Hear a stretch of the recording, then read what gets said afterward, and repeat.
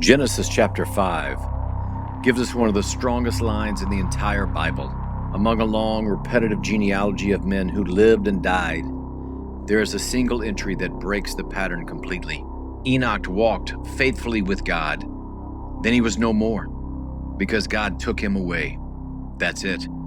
No death, no burial, no age of death recorded like every other name on that list.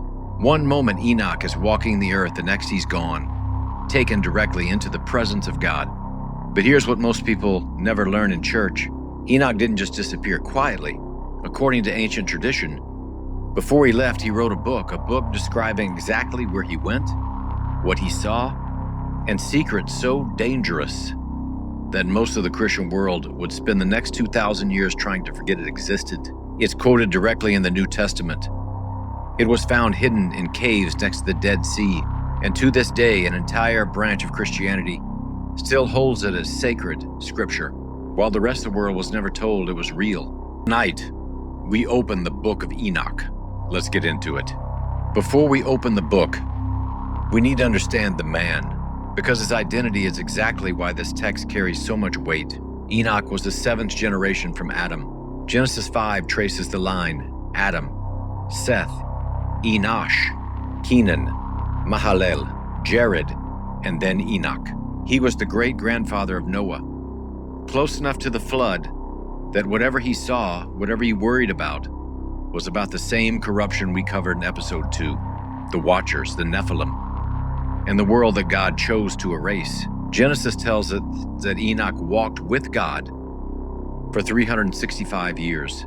A number of scholars have long connected to the solar calendar, and one that becomes very important later in this episode. And then without explanation, he was taken. Not killed, not buried. Translated, body and soul, directly into heaven. The same word used centuries later for Elijah's ascension in a chariot of fire. Jewish and early Christian tradition filled in what Genesis left out. Enoch, they said, wasn't just taken to heaven and left there. He was given a tour. Angels walked him through the storehouses of the stars, the chambers of the winds, the resting places of the dead, and the throne room of God itself. And it was over. He was sent back to earth for a period of time, specifically to write it all down and warn humanity of what was coming. That record is the Book of Enoch. Here's something most people don't realize. The Book of Enoch isn't one continuous story. It is a compilation. 5 separate sections, likely written by different hands over a span of centuries, later stitched together into a single scroll. Scholars call it First Enoch, and it breaks down like this. The Book of the Watchers, chapters 1 through 36. This is the section we leaned on heavily in episode 2. It tells the story of the 200 Watchers who descended on Mount Hermon, fathered the Nephilim, and corrupted the earth. The Book of Parables, also called the Similitudes, chapters 37 through 71. This is the most theologically explosive section in the entire text, and we're going to spend real time on it tonight. The Astronomical Book, chapters 72 through 82, a detailed description of the sun, moon, and stars, and the 364-day calendar Enoch claims was revealed to him by the angel Uriel. And then the Book of Dream Visions, chapters 83 through 90. Enoch's prophetic visions of history, symbolically told through animals, including a vision of the flood and a vision stretching all the way to the end of days. And the Epistle of Enoch, chapters 91 through 108. A closing set of warnings and blessings, written as if Enoch is speaking directly to future generations, to us. 5 books, one name, and together they claim to be nothing less than a guided tour of the entire unseen structure of creation. For a long time, skeptics dismissed the Book of Enoch as a late invention, something written centuries after the Old Testament, dressed up in Enoch's name to borrow his authority. Then in 1947, everything changed. In the caves of Qumran, near the Dead Sea, archaeologists uncovered one of the greatest manuscript discoveries in history. Among the scrolls were fragments of the Book of Enoch, written in Aramaic, dating back to at least the 3rd century BC. That's centuries before Jesus, centuries before much of the Old Testament as we know it was finalized. The book wasn't a late forgery, it was ancient, old enough that the community of Qumran The same community many scholars connect to the Essenes treated it as scripture worth preserving, alongside Isaiah, the Psalms, and Deuteronomy. And it wasn't just Qumran. To this day, the Ethiopian Orthodox Tewahedo Church, one of the oldest branches of Christianity on earth, includes the Book of Enoch as part of its official biblical canon. It's not a fringe text to them, it's scripture, read alongside Genesis and the Gospels, and has been for over 1,000 years. So why does almost no one else in the Christian world even know it exists? We'll come back to that. First, the part of the book that will change how you read the New Testament.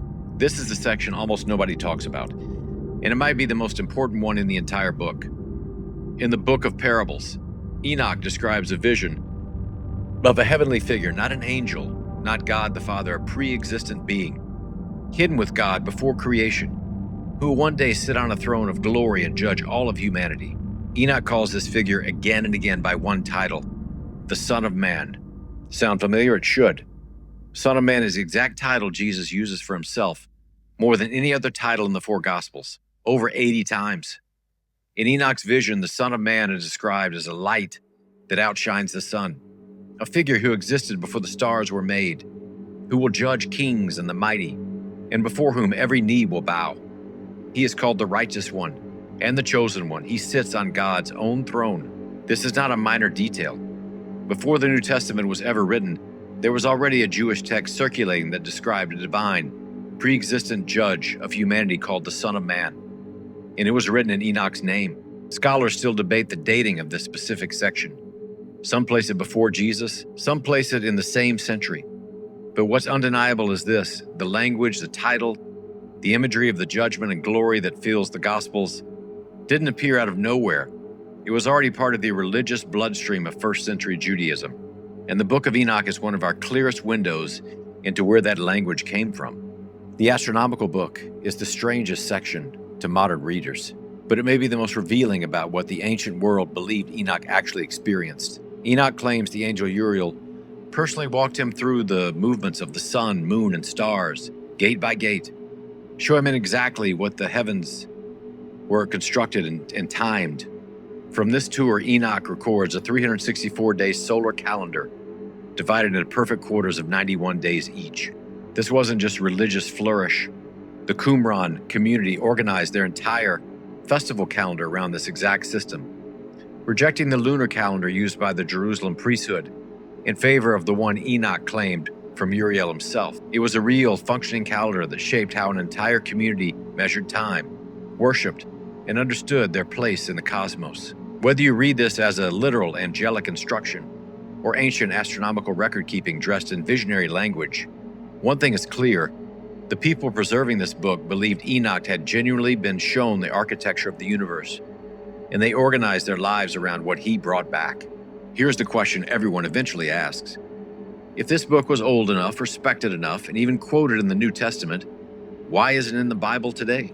Because it is quoted. Jude 1, 14 through 15 in the New Testament quotes the Book of Enoch directly and by name. With Enoch, the seventh from Adam, prophesied about these men, "See, the Lord is coming with thousands upon thousands of his holy angels to judge everyone." That's not a vague echo. That's the author of Jude naming Enoch directly and quoting his prophecy as authoritative. Early church fathers like Tertullian in the 2nd and 3rd centuries argued Enoch should be treated as scripture, specifically because Jude quoted it. So what happened? A few converging voices pushed it out. First, as Christianity spread through the Roman world, church councils began the long process of formally defining the biblical canon, and texts had to meet criteria around authorship, widespread use, and doctrinal consistency across the whole church, not just individual regions. Second, influential theologians like Augustine and later Jerome argued against its authenticity and inclusion, and their influence carried enormous weight in the Western Church. Third, and this is the part rarely said out loud, the content itself was uncomfortable. Angels who rebel, interbreed with humans, and father giants. A Son of Man figure, predating Jesus by centuries. A cosmology of heaven with layers, gates, and courts. Most churches weren't prepared to formally endorse this doctrine. By the 4th and 5th centuries, the Book of Enoch was excluded from the Western and Eastern canons alike. Copies became rare. The original Aramaic and Hebrew versions were largely lost to history, preserved almost by accident in Ethiopia, in a language and a church most of the world never thought to look. It wasn't destroyed because it was fake. It was sidelined because it was inconvenient. Step back for a second and look at what this series has actually uncovered across 3 episodes. In episode 2, we saw the Book of Enoch's account of the Watchers, divine beings who descended on Mount Hermon, took human wives and fathered the Nephilim. That account wasn't a side note in the Bible. It was a footnote in Genesis 6, expanded into a full narrative only by Enoch himself. In episode 3, we crossed into Sumer and met the Anunnaki beings, who descended from the heavens, interbred with humanity, and were remembered by an entirely different civilization using entirely different names: Enki, Enlil, Anu. Now in this episode, we've gone straight to the source document behind the first thread and found that its author claims to have walked among the very structures of heaven, those beings where all of them came from. Enoch doesn't just report the Watchers' rebellion, he claims to have interceded for them, to have been shown their judgment, and to have toured the cosmic architecture, the gates, the chambers, the throne room, that both Genesis and the Sumerian tablets only gesture toward. One man, one book, sitting at the intersection of nearly every thread this series has pulled on so far. That's not a coincidence of research. That's a single ancient author claiming to have seen firsthand the reality behind stories that would later surface independently on opposite sides of the ancient world. The Book of Enoch isn't a forgotten myth. It's a 2,000-year-old paper trail, quoted in your own New Testament, buried in the caves of Qumran, and still read as scripture today by a church older than most of Europe's cathedrals. It tells us where the Watchers come from. It tells us where the Nephilim came from. And in the parables, it may tell us where the language of Jesus himself came from, centuries before he ever stood before a crowd and called himself the Son of Man. Why did it disappear from the world's Bibles while shaping the very worlds inside them? In our next episode, we're going to follow Enoch's own visions forward into the Book of Dream Visions and the Epistle of Enoch, where his prophecies stretch from the flood all the way to the final judgment. We'll ask the question this whole series has been building toward: did Enoch see our time coming? If you found this video valuable, hit subscribe and turn on notifications. We'll drop new episodes weekly, and this series is just getting started. We will see you in the next one.